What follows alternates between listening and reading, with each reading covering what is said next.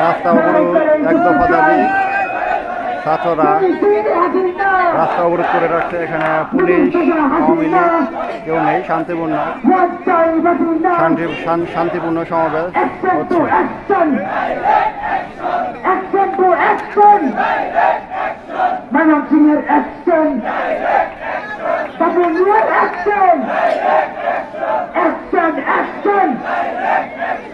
আমাদের সংগ্রাম, সংগ্রাম।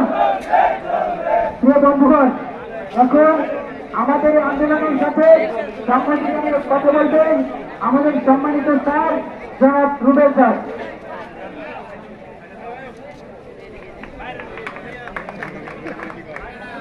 আসসালামু আলাইকুম। কথা না বলে থাকাটা এখন অন্যায়।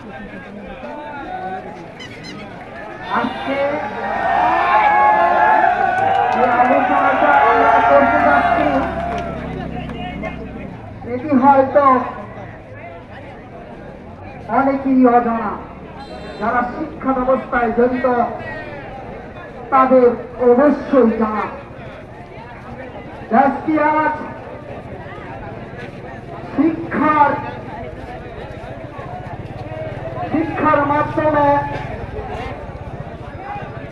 শিক্ষার মাধ্যমে উন্নতি করার যে স্বপ্ন আমরা দেখেছিলাম সেটি নষ্ট করার পাতা এই আওয়ামী লীগ সরকার 100%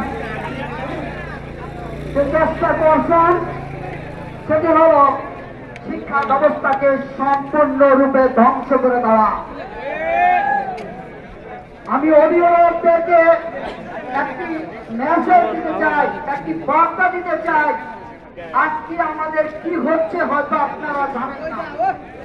আপনারা হয়তো জানেন আমার ছেলেকে মাসে 700-800 টাকা বেতন দিয়ে স্কুলে পাঠাচ্ছি, আমার ছেলে শিক্ষিত হয়ে যাচ্ছে। আজকে আমাদের ছেলেরা শিক্ষিত হচ্ছে না। এর কারণ যে শিক্ষানীতিটা চালু হয়েছে, আমি একজন শিক্ষক হিসাবে প্রতি রাতই কান্না করি। এই শিক্ষা ব্যবস্থায় এক বিন্দু পরিমাণ উন্নতির কোন কাজ নাই। এই শিক্ষা ব্যবস্থা হয়তো আমাদের বাংলাদেশের কারো মাথা থেকে আসে না। কারণ শিক্ষা জাতির মেরুদণ্ডটা আমরা জানতাম।